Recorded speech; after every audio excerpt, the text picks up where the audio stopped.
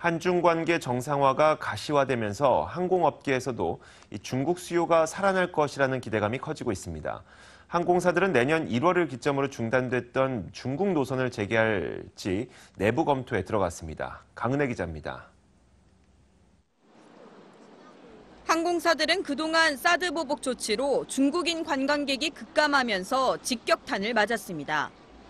올해 9월까지 한국을 방문한 중국인 관광객은 319만여 명, 지난해의 절반 수준으로 줄었습니다.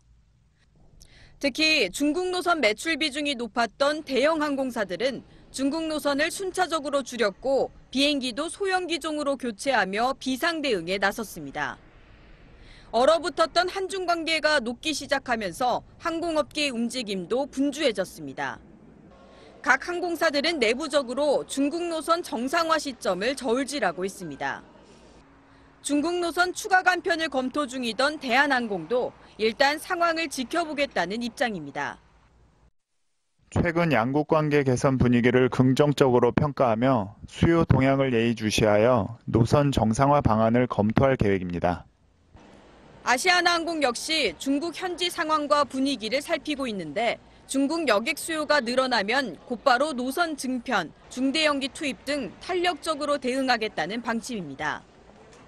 LCC 중에서 중국 노선 비중이 가장 높았던 이스타항공 역시 노선 정상화 여부를 검토 중입니다. 이스타항공은 사드 보복 이후 중국 노선 7곳의 운항을 중단한 상태입니다. 하지만 당장 중국 수요가 살아나기엔 힘들다는 지적도 나옵니다.